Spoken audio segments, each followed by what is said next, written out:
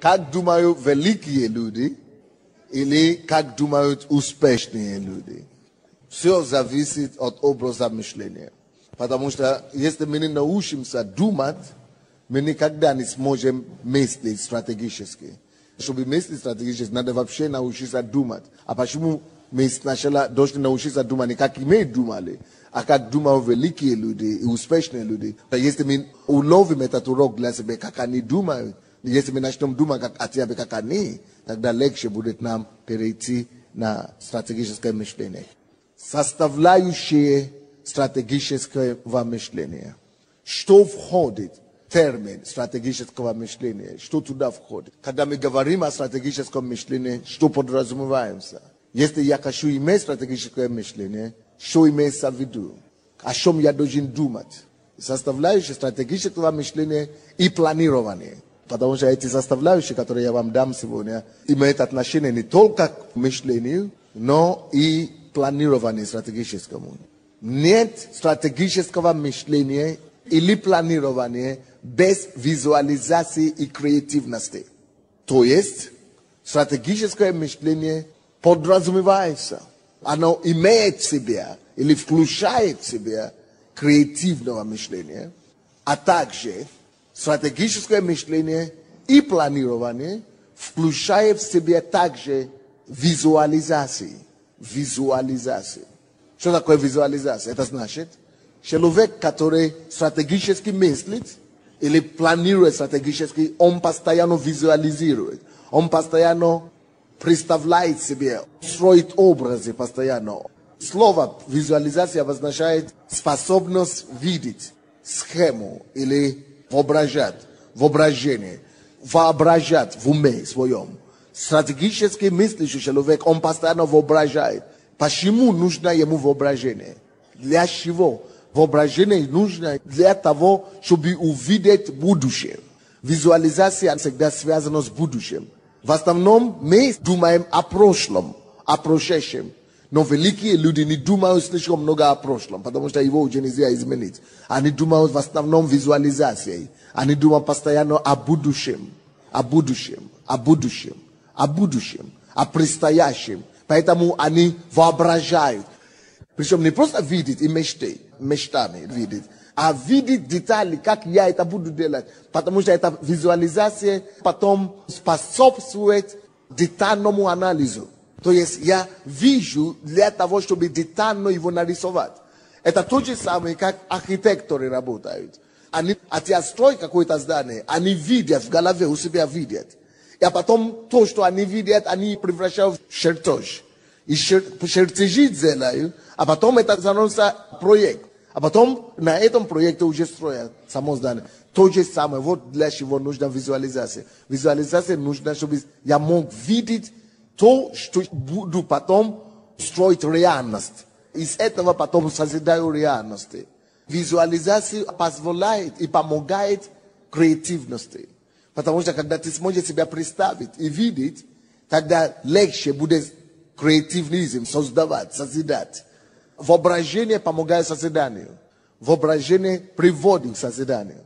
Люди, которые стратегически мыслят, постоянно в мечтаниях, они постоянно в воображении, и они постоянно озадачены, чтобы придумывать какие-то новые вещи, новые идеи, новые дела. Они не живут в прошлом, они думают постоянно, как что-то другое новое придумывать. Если вы хотите стать стратегическим человеком или стратегически мыслящим человеком, то вам неизбежно надо практиковать это. Надо постоянно. Нельзя ходить пустыми головами. Нельзя просто жить в зоне отдыхаю. Умом нельзя отдыхать, головой нельзя отдыхать. Не надо отправить свой мозг в отпуск. Отправьте его в отпуск, потом, ой-ой-ой. Можно такой отпуск длительный получиться у вас, что не дай Бог. Поэтому надо постоянно заняться мозгами, визуализацией и креативности. Следующая составляющая – стратегическое мышление. Если вы хотите мыслить и стать стратегическим человеком, то обязательное условие, обязательный пункт – это тот, что стратегически мыслящие люди постоянно в процессе поиска новых знаний. Новых знаний. Почему они ищут новые знания? Потому что при багаже нового знания или при изобилии новых знаний, они тогда смогут больше, как рыба в воде, они смогут придумывать более оригинальные мысли и придумывать более оригинальные решения. То есть стратегические люди – это люди, которые одержимы самообучением. Они себя толкают учиться. Они занимаются собой с утра до вечера. Приобретают новые и свежие знания. В них очень сильно действует Дух Совета. Их не надо толкать, им не надо дать задание, им не надо, чтобы кто-то им говорил. Они сами толкают себе, они в поиске. Именно слово поиск. Некоторые из нас после того, как закончили школу, о Боже, спаси, мы убегаем книг 10-й дорогой. Такие люди никак не могут стать стратегическими мыслящими людьми. Кто-то думает, что он закончил институт, и после института все, уже все свое сделал. Уже расстался с образованием. А я вам хочу сказать, человек, который не занимается самообразованием, это то же самое, что он неграмотный. Человек, который не занимается саморазвитием постоянно, он не образованный. Это то же самое, что он неграмотный человек. Потому что грамотность не в дипломе заключается, а грамотность заключается в постоянном поиске знаний. Вот это то, что определяет вашу грамотность. Стратегически мыслящие люди понимают, что если они хотят создать что-то новое, они могут создавать только на основании того старого, которое у кого-то уже было придумано. У кого-то уже было придумано. Если ты перестал искать знания, останавливайся в своих знаниях, значит, ты идешь назад. Почему? Потому что жизнь идет вперед. Если жизнь идет вперед, а ты остановился, значит, скоро очнется аж в 15 веке нашей эры. Вроде бы ты еще в нашей эре, но тебя уже отбросили куда-то назад подальше.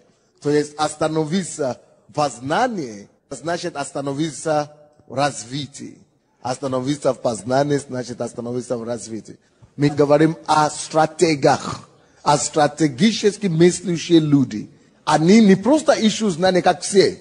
Стратеги не ищут знания, как обыкновенные люди. Они ищут знания по своему оригиналу.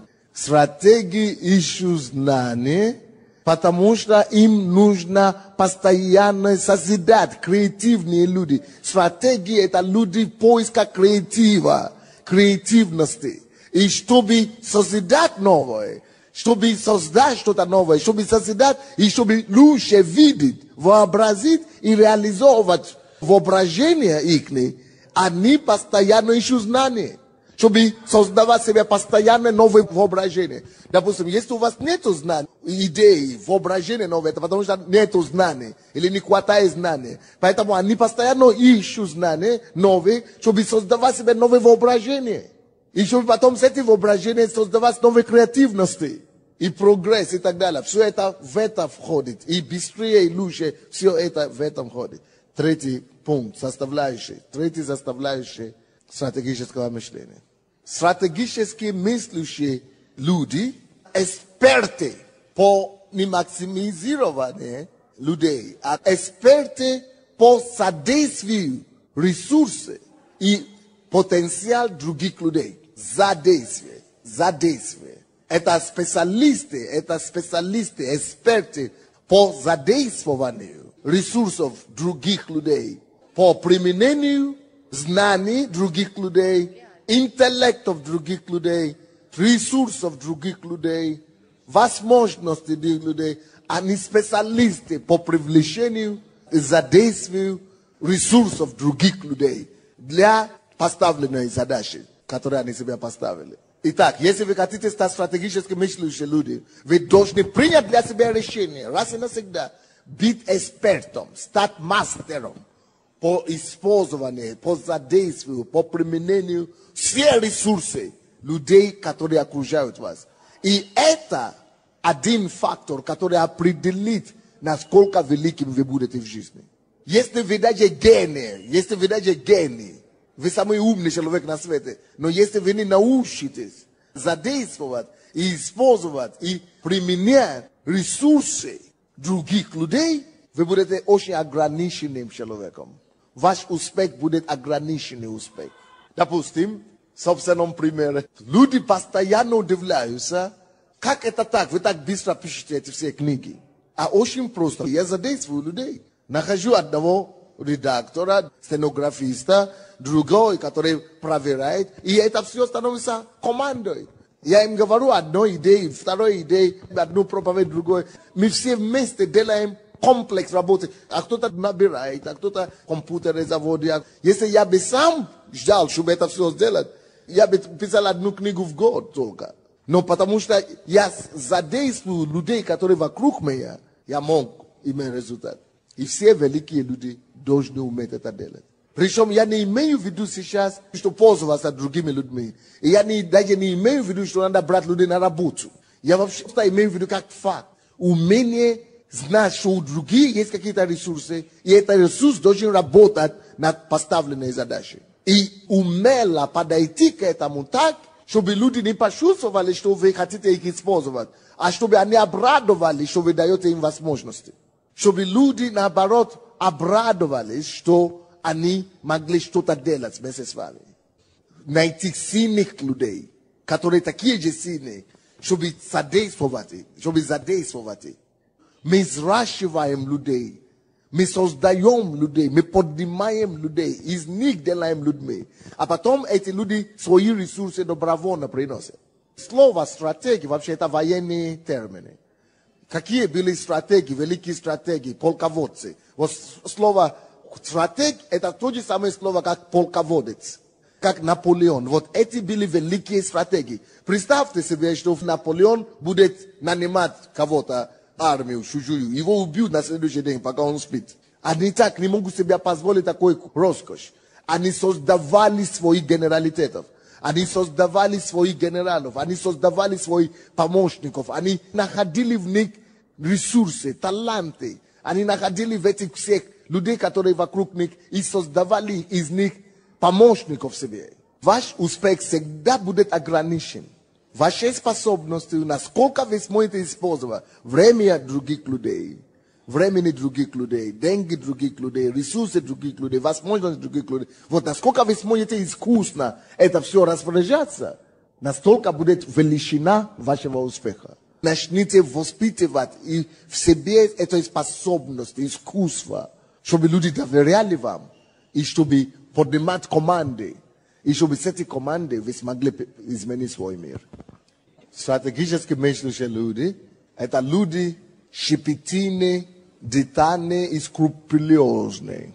Это люди, которые специалисты по планированию и по обращению к мелочам. Они планируют все детально до мелочей. Все планируют. Свой день, свою неделю, план на день, на неделю, на месяц, на полгода, на год, на 10 лет, 5 лет. То есть они расчетливые люди. Расчетливые. Все просчитывают. Все просчитывают наперед. Следующее. Стратегии никогда не исходят из того положения, где они находятся, чтобы решить задачи. Они всегда, когда идут к решению вопроса, они всегда исходят с объема вопроса, проблемы. Исходят с самой проблемы. С объемом поставленной задачи, с учетом того, что у них есть. Если ты будешь смотреть с точки зрения твоих сегодняшних позиций, возможностей и положений, у тебя будет только одни тупики. Ничего не выходит. Ты даже не поймешь, как ты вообще... Ты просто будешь видеть проблемы. Но если ты сначала будешь стартоваться с самой проблемой, самой задачей, что у меня есть? У меня... Время есть за год. Я хочу это решить за год. Тогда возьми, сколько дней у меня есть в году? У меня 365 дней. Тут же этим шагом, то, что вы начали оттуда, вы уменьшили объем работы. Уже не так страшно. Это уже не так страшно. Уже, слава Богу. А потом можно подумать, что у меня еще есть. И какие еще ресурсы. И человек может говорить, так, если есть люди, еще лучше. Если у меня есть 2 помощника, допустим, я и 2 человека на 3, уже не так страшно. Тогда надо посмотреть еще какие-то ресурсы, которые у меня есть. Надо подумать, где мне тогда людей находить. Просто где находить этих людей. Есть у меня разные направления, тематики, темы. Мы разбиваем это, никогда нельзя стартовать. И думать из своей позиции возможности или нет возможности. Надо постоянно просто говорить, все, задачу надо решить. Исходя из того, что вот такой объем задачи надо решить. Теперь начинаем потом думать вокруг этого, как его решить. Следующее, что делают стратегии, как они мыслят. Стратегии не делают ни шагу, пока они не соберут все информации, которые можно только собрать. Это отличается от поиска. До того мы говорили, они в постоянном поиске. Но сейчас это совсем другое. Они создают для себя депо, информационный депо, банк, информационный банк. Они ничего не делают, пока они не соберут всю информацию, которая только есть вообще, прежде чем начинать вообще поиск. Они хотят что-то делать, собирают всю информацию, а потом только начинают делать. Они узнают все о теме, прежде чем приступить к делу. Они узнают все о теме, прежде чем приступить к задаче, к решению. Следующее. Стратегически мыслящие люди всегда ищут проблемы. Они всегда ищут подводные камни, ищут проблемы. Не ищут в настоящее время, а наперед. Выявляют. Они хотят предвидеть подводные камни, преграды. Они всегда предусматривают все за и против, но больше против. Они всегда ищут, какие там могут быть подводные камни, какие могут быть проблемы. Даже если нет видимых проблем, они предполагают себе в голове. Это как военные люди. Когда ты идешь на войну, ты должен подумать, как враг поступит. А если он вот так поступит, такой вариант. А если он вот так сделает, а если он так сделает. Но стратегии, они не только во время войны так действуют. Они каждые свои шаги вот так продумывают все. До мелочи, детально. Все варианты. Они не только придумывают какие проблемы, они придумывают также ответы, решения, пути обхода. Если это так выйдет, мы так избежим. Если это так выйдет, мы вот так пойдем. Я даже проповеди свои так готовлю. Готовлю одну проповедь, я начинаю представлять себе, хорошо, в зале находится критик, а в зале находится тот ненавидит, который меня вообще ненавидит. В зале, допустим, кто-то меня не воспринимает. А, допустим, кто-то имеет другую информацию, противоположную. А кто-то, допустим, баптист. А кто-то, допустим, консерватор. А кто-то, допустим, вообще атеист. И почему я разъясняю со всех сторон, использую разные подходы именно по этой причине. Чтобы до любого дошло. И чтобы переубедить, я всегда предполагаю, что противники у меня сидят. Чтобы найти ответ для любого противника. И это все так надо делать. И поэтому я всегда говорю, если я начинал какой-то проект, до того, как я о нем заявил, как только что мысли ко мне приходят на ум, так оно и выходит из моего уста. Тут же я мыслю вслух. Но как только что эта мысль приходит, параллельно я не позволяю себе даже думать до конца, пока я не нахожу проблемы, какие могут быть. И как все равно обойти и победить эту проблему и говорить об этом. Я использую этот фактор. Следующее, заставляющее стратегического мышления. Как мыслят стратегически мыслящие люди? Стратегически мыслящие люди всегда ищут лучшие пути, как этот вопрос решить. Они находят один путь, они постоянно критикуют себя. Они постоянно критикуют себя, критикуют свое решение, критикуют самокритичные. С целью, чтобы найти лучшие пути и лучшие способы решения вопроса. Следующее. Стратегически мыслящие люди всегда имеют 2-3 запасные варианты. Следующее. Стратег не допускает вариантов поражения. Стратеги не хотят. Они находят, они ищут способы, чтобы по-любому выиграть. По-любому одержать победу. По-любому выиграть победителем. Они не позволяют себе роскоши. Даже думают, может что-то не получится. То есть у них нет такого понятия, что не получилось. Или не выйдет. То есть нет для них невозможного. Они исключили из своих мышлений вопросов невозможно, не получится. Они исключают полностью этого варианта. Потому что они всегда доводят все их дела до конца. Все доводят до конца. Следующее. Стратегии по-настоящему умеют прибежать к советам других людей. Они очень часто используют мозговой штурм. Они постоянно создают условия мозгового штурма для того, чтобы выявить и получить самые лучшие идеи всех людей присутствующих. Следующее. Стратегически мыслящие люди не пренебрегают процессами. Процесс. Они ставят цели, они идут на будущее, но при этом не забивают за процесс. Процесс производства. Для них важен процесс производства. Следующее. Стратегически мыслящие люди стараются во всем быть реалистами. Создать себе условия, подготовить почву. Я ищу доказательства реальные, которые мне 1 + 1 покажут, что это 2. И которые пошагово могу проследить. Пошагово, что я это сделал. То есть они не живут воздухом. Они не живут абстракциями. Они очень реалистичны. И некоторые из нас мы думаем, что это же вера. Я по вере, я знаю, что Бог мне это сделает. Я вера. Но вера не исключает реальности. Поэтому Иисус сказал, если кто хочет идти на войну, пускай просчитает сначала его силы, прежде чем еще. То есть надо уметь реальным быть. И стратегии, они реалисты. Они должны увидеть все до конца. Если они не увидят все до конца, они не верят в это все. Но я верю, я знаю, что-то будет. Это все ерунда. Они тебя пошлют подальше. Они реалистичные люди. При этом, что они делают? Стратегически мыслящие люди любят такую практику. Что они любят? Они любят сделать большего плана, чем ту цель, которую они хотят достичь. Они постоянно завышают планки, запасами берут. Они могут сказать меньше цифру, но они сделают больше. Они могут поставить меньше задачу, но они сделают большего, который обеспечит эту задачу еще и больше. Мы должны стать такими людьми с вами, таковыми людьми. Следующий пункт. Если вы хотите стать стратегически мыслящим человеком, вам нужно научиться параллельно молиться в духе. И параллельно во время этой молитвы в духе думать умом. Одновременно молиться, особенно на языках. И во время этой молитвы придумывать что-то новое всегда, параллельно. Эти две вещи надо научиться делать. А потом еще и добавить 1 пункт к этому. Взять ручку и бумагу и писать то, что ты придумал. По пунктам.